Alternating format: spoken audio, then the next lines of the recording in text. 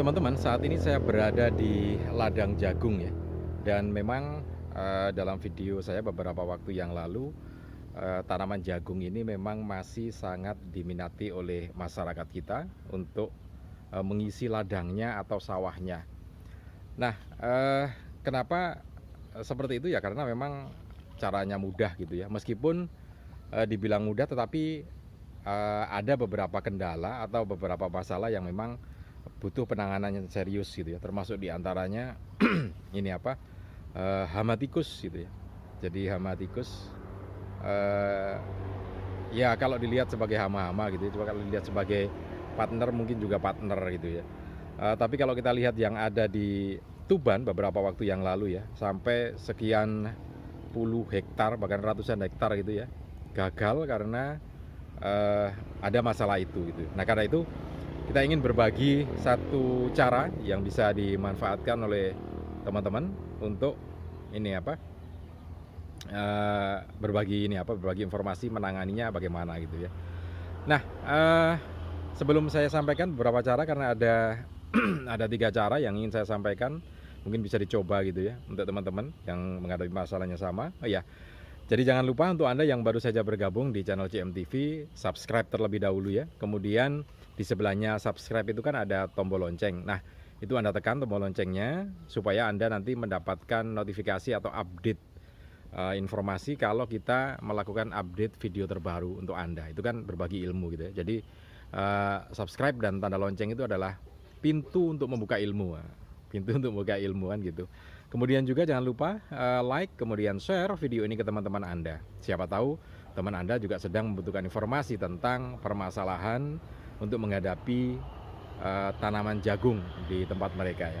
Oke, begini. Jadi saya beberapa kali coba gitu ya, untuk mencari tahu bagaimana sih caranya gitu ya.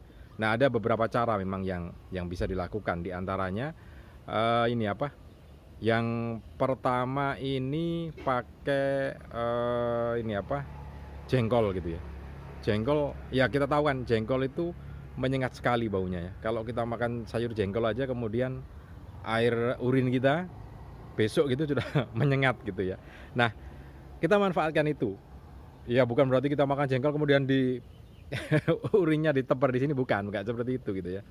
Jadi kumpulkan saja jengkol gitu ya, beli jengkol sebanyak-banyaknya gitu ya, sekitar ya 1 kilo atau berapa gitu. Kemudian ini apa, dicampur dengan air gitu ya, bisa digejrot terlebih dahulu supaya ini apa, aromanya itu bisa menebar kemana. Nah setelah ditumbuk ya, nggak usah halus-halus, pokoknya ditumbuk kemudian dicampur dengan air gitu ya. Campur aja untuk 1 kilonya 10 liter air gitu ya, 10 liter air, kemudian direndam sampai 2 hari supaya airnya itu menyengat gitu ya. Nah kalau sudah menyengat, sudah 2 hari gitu kan, baunya air itu menyengat sekali gitu. Nah itu sudah bisa dipakai, disemprotkan saja di sekitar tanaman jagung kita.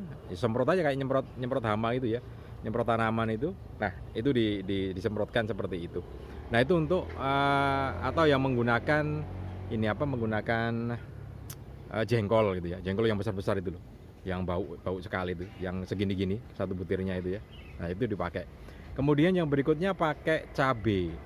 Jadi pakai cabai ya sama. Jadi rendaman air cabai itu direndam, kemudian kalau sudah direndam 1 atau 2 hari, nah kemudian disemprotkan ke bawah, ke bagian jalurnya tikus itu gitu ya. Nah dengan cara seperti itu ya mungkin bisa dicoba untuk bisa menghindari serangan itu tadi ya, serangan dari tikus itu. Kemudian yang berikutnya, nah yang berikutnya ini, jadi ini pengalaman aja spiritual gitu ya. Saya pernah dialog dengan teman-teman bahwa sama juga jagung di satu tempat itu dipakai diracun, bukan malah sedikit, malah banyak temannya yang datang gitu ya. Dikejar dibunuh juga begitu, malah banyak temannya yang datang. Bingung akhirnya ya, datang ke ini apa, teman-temannya berbagi, disolati saja gitu ya, disolati kemudian dibacakan doa-doa gitu ya. Ada yang berbagi pakai, kalau teman-teman muslim ya, kalau teman-teman muslim ya didoain. Doain artinya ini apa? Sesudah Isya gitu ya, sesudah Isya itu kan biasanya malam hari. Sesudah Isya kita doain tikus-tikusnya ini, dibacakan Al-Fatihah 41 kali, kemudian ayat kursinya juga 41 kali gitu ya. Ya sekali itu waktu habis Isya tiap hari dibacakan itu gitu ya.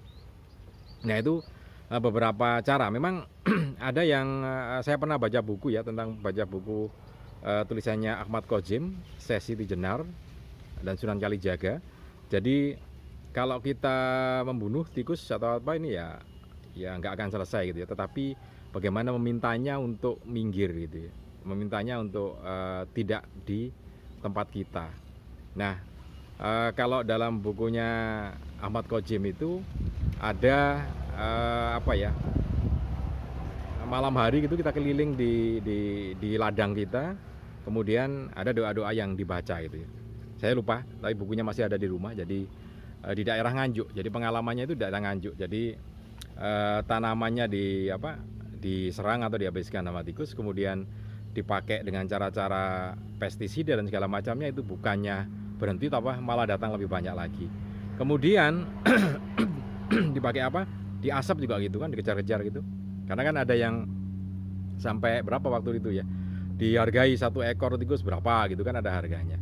Nah ternyata acara itu juga nggak menyelesaikan masalah gitu ya, tetap ada muncul gitu ya. Nah baru kemudian ada seorang spiritual di daerah Nganjuk situ, ceritanya di bukunya Ahmad Khodzim itu ya, seorang yang punya lagu spiritual di situ, kemudian membacakan doa di tengah malam gitu ya. Ada doa yang di tengah malam. Ya memang jadi ini suasananya jadi magis gitu ya, jadi magic gitu ya. Jadi magis suasananya.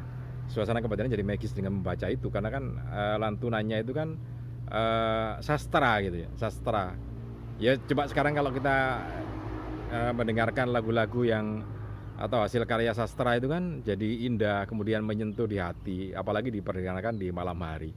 Nah itu yang dipakai orang di Nganjuk waktu itu, yang saya kutip dari bukunya Ahmad Khodzim itu ya. Jadi keliling sawah atau ladang itu, kemudian membacakan doa itu, sehingga berikutnya memang tidak ada ini apa, tidak ada yang apa ya, hama tikus itu masuk ke ladangnya dia, justru panennya lebih bagus lagi.